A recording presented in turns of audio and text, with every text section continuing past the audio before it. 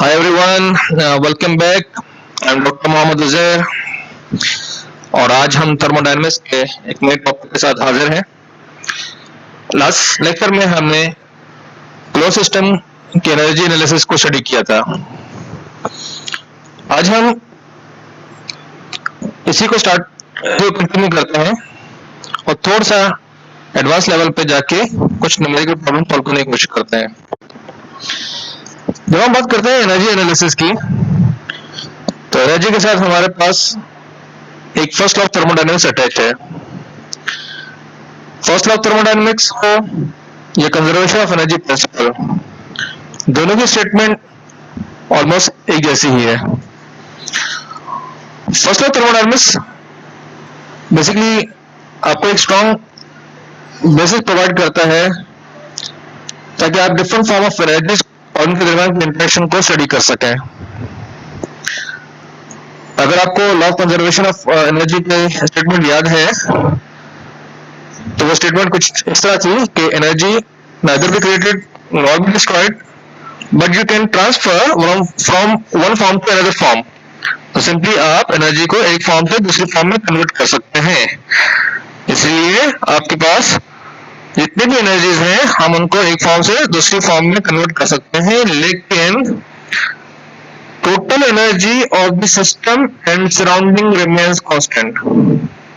System और surrounding की total energy constant रहेगी। मींस कि अगर आपके पास सिस्टम से कोई एनर्जी आउट होगी तो सराउंडिंग में जाएगी, लेकिन ओवरऑल सिस्टम प्लस सराउंडिंग का जो सम होगा वो कांस्टेंट रहेगा। या अगर सराउंडिंग से कोई एनर्जी सिस्टम में इन हो रही है तो सराउंडिंग से जितनी एनर्जी कम होगी उतनी एनर्जी सिस्टम में ऐड होगी, लेकिन ओवरऑल सम आपके पास कांस्टेंट रहेगा। आपने फर्स्ट ऑफ थर्मोडायनेमिक्स से कुछ इस तरह का फॉर्मूला पढ़ा हुआ है जिसके अंदर हमारा delta U is equal to Q minus W है। इसके अंदर डेल्टा यू जो है आपके पास change in internal energy, Q is the heat added to the system and W is the work done by the system. इस फॉर्मूले की थोड़ी सी प्रॉब्लम है कि आपको ये याद रखना पड़ता है कि आपके पास क्यू पॉजिटिव है या नेगेटिव है, या डब्ल्यू पॉजिटिव है या नेगेटिव है। क्योंकि अगर इसमें देखें तो आपके पास heat added to the system is Q which is positive one और negative work done by the system. तो बेसिकली आपको फॉर्मल इसकी जो साइन नोटिफिकेशन है वो याद रखनी पड़ेगी। लेकिन अगर हम एनर्जी बैलेंस को यूज करें, और एनर्जी बैलेंस हमारे पास सिंपल है कि अगर आपके पास कोई भी एनर्जी किसी सिस्टम में इन हो रही है माइनस कोई भी एनर्जी जो सिस्टम से आउट हो रही है, इनका जो डिफरेंस आएगा वो आपको हमेशा सिस्टम की एनर्जी में चेंज के बराबर होगा। सिंपली नेट चेंज इंक्रीज और डिक्रीज दोनों हो सकते हैं, आपको इंक्रीज भी हो सकता है और डिक्रीज भी हो सकता है। The total energy of the system during the process is equal to the difference between the total energy entering and the total energy leaving the system during the process. अब इस केस में आपके पास energy in minus energy out equal to delta E system है। तो यहाँ पर बस हमें ये चेक करना है कि कौन सी एनर्जी इन हो रही है, कौन सी एनर्जी आउट हो रही है सिस्टम से। हमें सिंपल उनकी वैल्यूज पुट करनी है। और दूसरी तरफ आपके पास डेल्टा ई सिस्टम है। डेल्टा ई सिस्टम आपके पास, अगर डेल्टा ई सिस्टम की बात करें तो डेल्टा ई सिस्टम में हमारे पास एंटायर एनर्जी चेंज होगा, kinetic energy change of the system होगा और potential energy change in the system होगा। लेकिन प्रॉब्लम ये है कि in most of the cases हमारे पास स्टेशनरी सिस्टम होगा, जिसकी वजह से हम काइनेटिक एनर्जी और पोटेंशियल एनर्जी सिस्टम वाली जो ये वाली है डेल्टा ई सिस्टम, इसमें काइनेटिक और पोटेंशियल एनर्जी की टर्म्स को नेगलेक्ट करके सिर्फ और सिर्फ डेल्टा यू या डेल्टा एंटायर एनर्जी को लिखेंगे। और इससे हमारे इन और आउट है, और इन और आउट अगर हम क्लोज सिस्टम की बात करें तो इन और आउट सिर्फ और सिर्फ क्यू या डब्ल्यू से पॉसिबल है, क्योंकि इसमें मास फ्लो रेट नहीं हो रहा। क्लोज सिस्टम में किसी किस्म का मास इन या मास आउट नहीं होगा। आपको ये एग्जांपल है, इसमें अगर आप देखें तो आपके पास एक एक्स्ट्रा डिवाइस है जिसमें आप बाउंड्री वर्क इन कर रहे हैं। आपको बाउंड्री वर्क इन हो रहा है 10 किलो जूल का, तो वो डेल्टा ई में चेंज आ गया 10 किलो जूल का, क्योंकि इसमें किसी किस्म का आउट नजर नहीं आ रहा। तो अगर इसमें देखें तो आपको इन है 10 किलो जूल माइनस 0 और डेल्टा ई सिस्टम, तो डेल्टा ई सिस्टम में 10 kg का एडिशन हो गया। सेम है अगर आप यहाँ देखिए इस एग्जांपल में, तो ये आपके पास वॉल्स हैं, एक रूम है बेसिकली। यहाँ पे आपको कुछ क्यू इन हो रहा है, कुछ क्यू आउट हो रहा है सिस्टम से, और यहाँ पे कुछ शाफ्ट वर्क नजर आ रहा है जो कि 6 किलो जूल का है।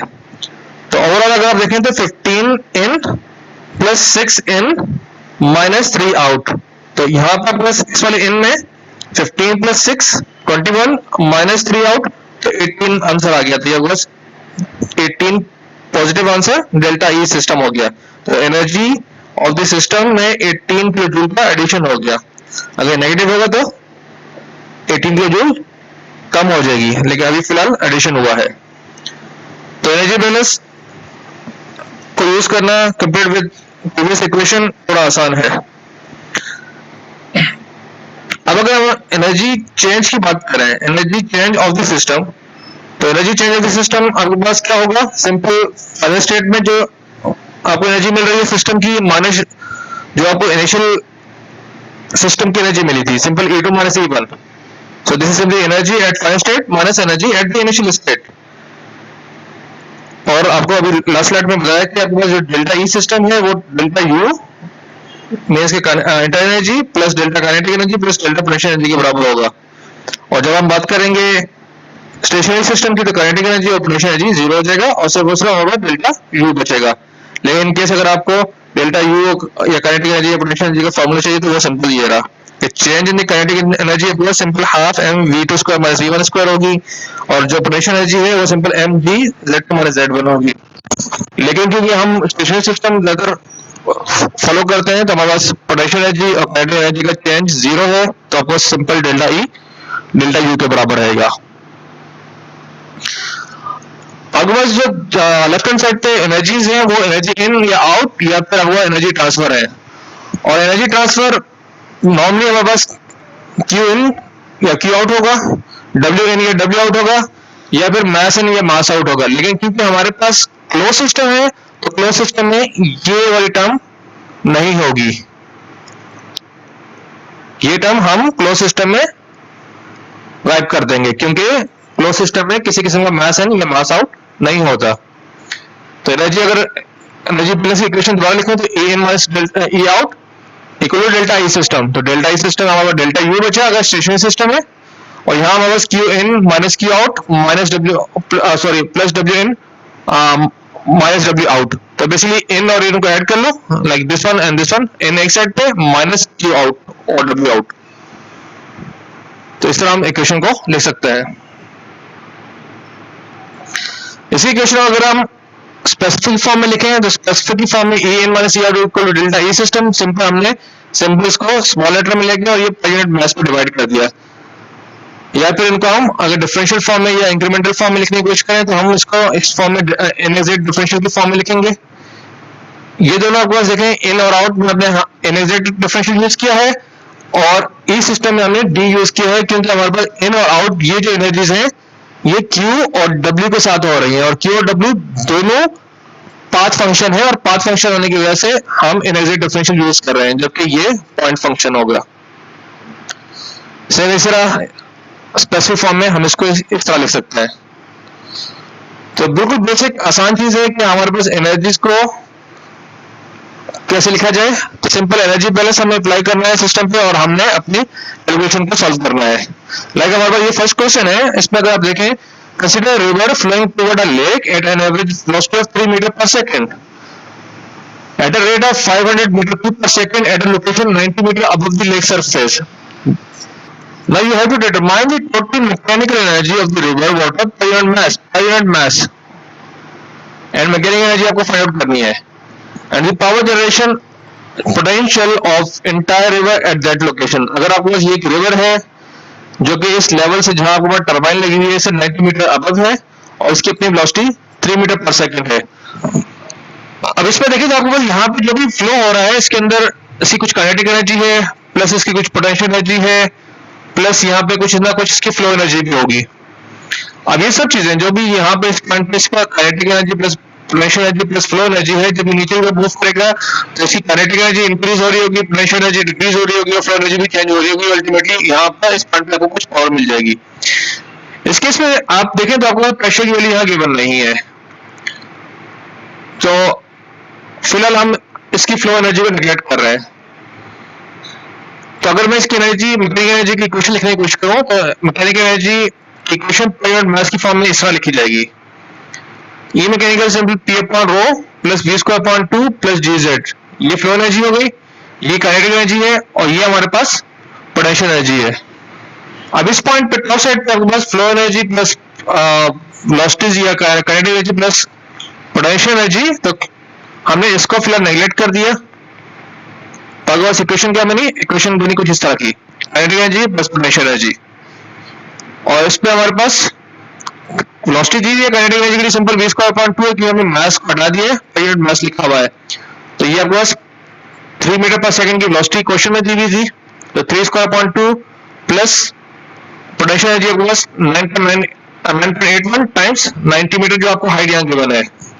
तो इस पॉइंट पे आपके पास कितनी मैकेनिकल एनर्जी अवेलेबल है, वो सिंपल 887.4 जूल पर केजी, ये बाय मिस्टेक सेकंड लिख दिया यहाँ पे, this is basically joule per KG, KG इसलिए कि ये आपके पास स्पेसिफिक है। तो आपने यहाँ पे मैकेनिकल एनर्जी को फाइंड आउट कर लिया। इसी क्वेश्चन में एक और पार्ट है जिसमें आपको पूछा गया कि आपको पावर जनरेशन निकालनी है। पावर जनरेशन मींस कि कितनी पावर ये प्रोड्यूस कर सकेगा, और पावर का फॉर्मूला आपके पास है वॉट, सॉरी पावर का यूनिट है आपके पास वॉट। अब अगर हम याद करें तो ई डॉट या energy flow rate basically power के इक्वल होगा, ई डॉट और बस पावर का इक्वल है, और ई डॉट का फॉर्मूला हमारे पास है E dot is equal to m dot times E mechanical. E mechanical की वैल्यू तो हमें पता है 887.4, लेकिन हमें एम डॉट या मास फ्लो रेट की वैल्यू गिवन नहीं है। लेकिन अगर आप यहाँ क्वेश्चन में देखें तो आपको यहाँ पे फ्लो रेट गिवन है 500 मीटर क्यूब पर सेकेंड, इसकी मदद से हम मास फ्लो रेट निकालने की कोशिश करता है। तो मास फ्लो रेट क्या होगा, मास flow rate simple density times volume flow rate के बराबर होगा, या फिर मास फ्लो रेट का एक और फॉर्मूला है आपके पास rho A velocity, density times area times velocity mass flow rate के बराबर होगा, या density time velocity flow rate, sorry volume flow rate आपके पास मास फ्लो रेट के बराबर होगा। डेंसिटी ऑफ द वाटर आपको पता है कि 1000 किलोग्राम पर मीटर क्यूब होती है, जबकि वॉल्यूम फ्लो रेट क्वेश्चन में दिया हुआ है। तो दोनों को यूज करते हुए हमने मास फ्लो रेट का वैल्यू निकाल ली, जो कि हमारे पास 500,000 किलोग्राम पर सेकंड आ गई। सो ये हमारे पास मास फ्लो रेट की वैल्यू आ गई। अगर ये मास फ्लो रेट की वैल्यू, तो पावर जनरेशन हमारे पास सिंपल एम डॉट ई के बराबर होगी। एम डॉट की वैल्यू हमें पता है, ये आपके पास यहाँ ऑलरेडी हमने फाइंड आउट की है, और ये हमारे पास 887.4 किलो जूल है, सॉरी जूल पर केजी है, इसको पॉइंट की फॉर्म में लेके डिवाइड बाय 1000 कर दिया ताकि ये आंसर किलो की फॉर्म में चला जाए। लेकिन अभी भी आपके पास आंसर 443,700, तो स्टिल 443 मेगावाट लिख सकते हैं। तो हमने सिंपल इस फॉर्मूला को यूज करके एम डॉट और ई की वैल्यू पुट की और आपने पावर जनरेशन पोटेंशियल निकाल लिया। ये आसान क्वेश्चन था, तो आगे चलते हैं। हमारे पास एक और क्वेश्चन है, इसमें आपके पास एक लोकेशन है, at a certain location the wind is blowing steadily at 10 metre per second, wind speed दी हुई है 10 मीटर पर सेकंड की, and you have to determine the mechanical energy of air per unit mass. Mechanical energy of air per unit mass find out करनी है, और उसके बाद power generation potential निकालना है, और विंड टरबाइन का डायमीटर गिवन है, और एयर की डेंसिटी भी गिवन है 1.25 किलोग्राम पर मीटर क्यूब। जो भी लोकेशन है और आपको वहां से मैकेनिकल एनर्जी फाइंड आउट करनी है एयर की, तो याद रखेंगे जो हमारे विंड टर्बाइन होते हैं वो एक पर्टिकुलर हाइट पे इंस्टॉल किए जाते हैं, और वहां पर जो भी एयर वेलोसिटी मिलेगी, एयर वेलोसिटी को यूज किया जाता है। इससे किसी किसी का पोटेंशियल एनर्जी को यूटिलाइज नहीं किया जाता विंड टर्बाइन के अंदर, और फ्लो एनर्जी को भी हम इजीली निगलेक्ट कर सकते हैं कि हमने प्रेशर की फॉर्म में इस पर बात नहीं की। तो बस जो मैकेनिकल एनर्जी बचेगी वो सब काइनेटिक एनर्जी होगी, या सिंपल v स्क्वायर अपॉन 2 होगी, या अगर वैल्यू पुट करें तो 10 square upon 2 50 joule per KG. तो 50 जूल पर केजी एक बार wind energy per unit mass आ गया।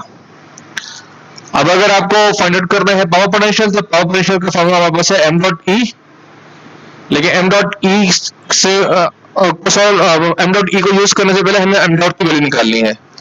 अब लास्ट वाले क्वेश्चन में वॉल्यूम फ्लो रेट गिवन था, लेकिन इस क्वेश्चन में वॉल्यूम फ्लो रेट गिवन नहीं है। अगर आपको एरिया गिवन है, तो जो एम डॉट का सेकंड फॉर्मूला है रो ए वी, जिसमें density times area time velocity है, हम इसको यूज कर रहे हैं। डेंसिटी गिवन है which is 1.25, area velocity given है 10 मीटर पर सेकंड, और एरिया जो है डायमीटर गिवन है, तो π/4 d स्क्वायर या पाई आर स्क्वायर, π/4 d स्क्वायर या पाई आर स्क्वायर, आप कोई फॉर्मूला यूज करके एरिया निकाल सकते हैं।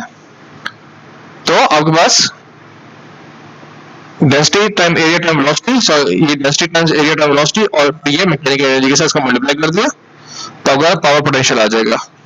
तो density time π/4 d square time velocity, ये मास फ्लो रेट है, टाइम्स मैकेनिकल एनर्जी, और जब उसमें वैल्यू पुट करेंगे तो आपको पोटेंशियल मिल जाएगा जो कि 1767.146 किलोवाट है। कभी कभी हम इस तरह की कभी कभी हमारे पास कुछ क्वेश्चन ऐसे भी आ जाते हैं कि जिसमें हमें दो डिफरेंट लोकेशन के एनर्जी पोटेंशियल को चेक करना है। लेट्स सपोज हमारे पास दो डिफरेंट लोकेशंस हैं और वहां हमने सेम टर्बाइन यूज किया। एक जगह x वेलोसिटी है और एक जगह आपके पास y वेलोसिटी है, और दोनों जगह पर डिफरेंट पर ईयर आवर्स आपको मिल रहे हैं।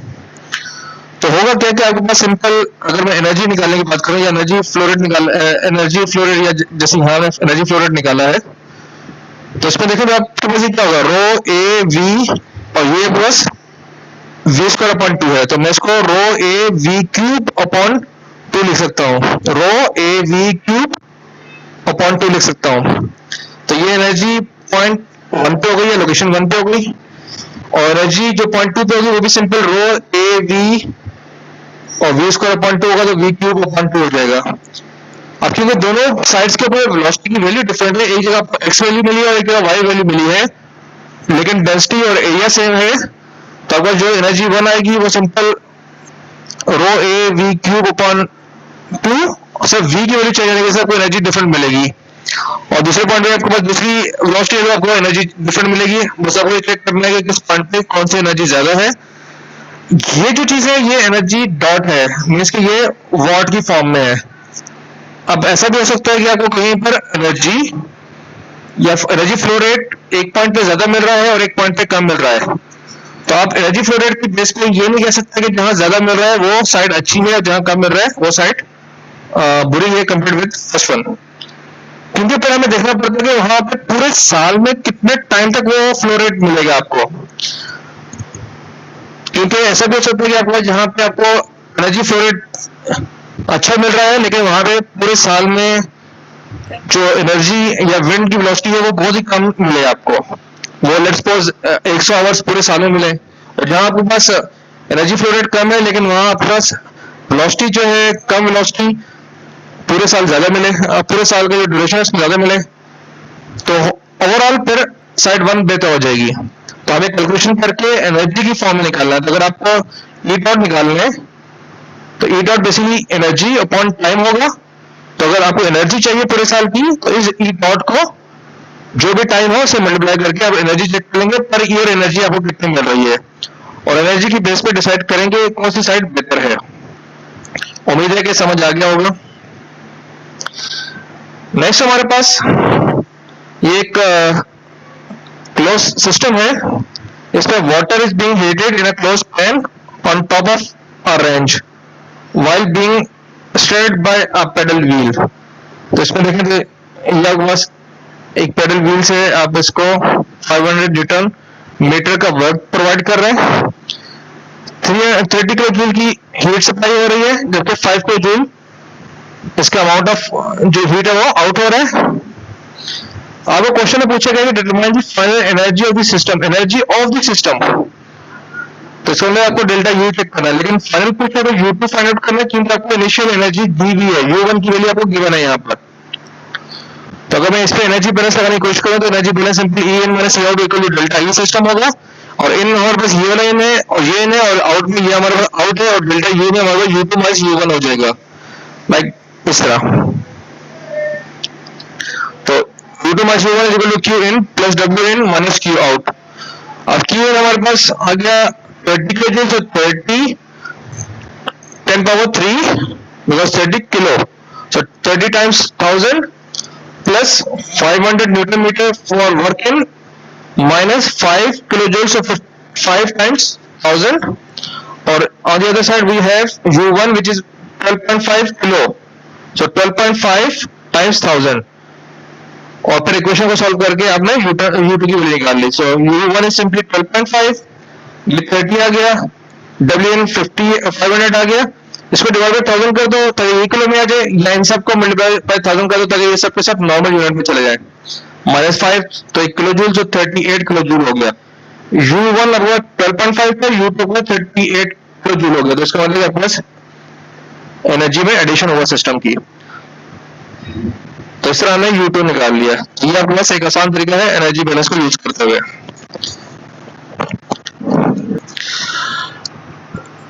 इस तरह जो भी प्रॉब्लम्स हमारे पास आएंगी क्लोज सिस्टम की, हम उनको एनर्जी बैलेंस के साथ सॉल्व कर सकते हैं। अगर किसी किस्म की कोई प्रॉब्लम फेस हो तो प्लीज आप मैसेज में कांटेक्ट कर लें। शुक्रिया।